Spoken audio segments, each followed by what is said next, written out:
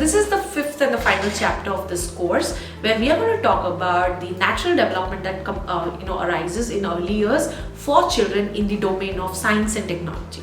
The first strategy is to ensure that children are gaining that science around them, or understanding how things react or respond to each other, is firstly by having them encourage on reflection.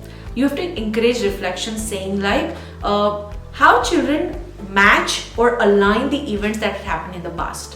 What did you do today? What did you like the most?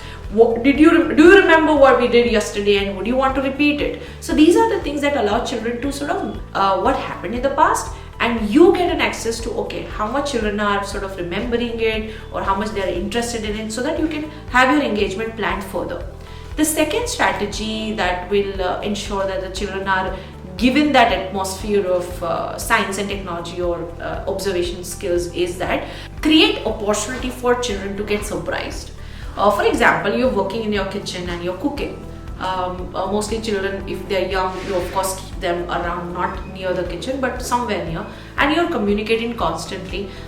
Take your oil and a glass of water, and to engage them, just say, let's see what happens if I put a drop of oil in the glass of water. Let's see what happens, and allow children to put it and say, wow, what just happened?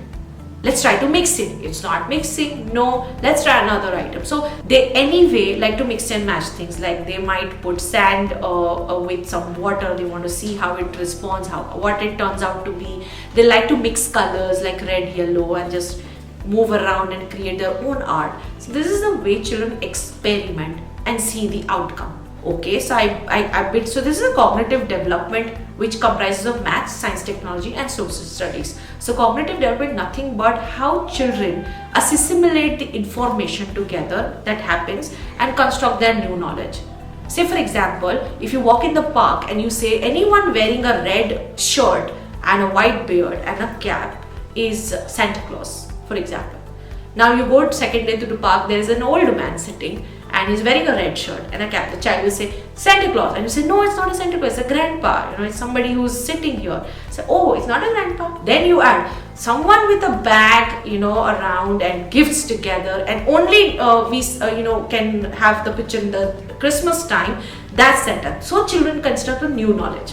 Now, how this relates to observation is when children experiment, they construct their new knowledge. So they get to know that if I mix blue and red color, something else is going to come out. Third strategy here is encourage documentation. How children document is not by recording or creating a portfolio, of course. Children document through their visual images. When they have done some work together, ask children, would you want me to take a picture so that we can see it later, and if you want to repeat it, how about it? And let them ask you to do it. Take that permission to do it. Second, of course, you can take videos and show them the videos that now that we use mobile, it's very easier to reflect. The fourth and the last point is encouraging collaborative investigation. Collaborative investigation is just simple solving a problem. If you have a toy which is broken and we generally throw it, or if it is a plastic toy, it's a hazard for the child, we generally keep it away. What we can do is we can ask child together, sit and, oh, this is broken. What can we do to make it running so it also doesn't hurt you? So then you introduce glue. You say, okay, we can tape it, we can wrap it around a cloth so that the edges are not sharp. So let these problem solving ideas come from the child, and if you think the child is stuck expressing the idea, just put hints and cues. Use statements. Don't say, let's do that. That's wrong. Say, I wonder what would happen if I add glue to it. You want to see? That's when the child gets into the experiment zone. So I hope these things make fun and help you to engage children at home in early years. And of course, as an outcome, they're developing their skills that are very, very prime in the foundational years of their life. So thank you so much.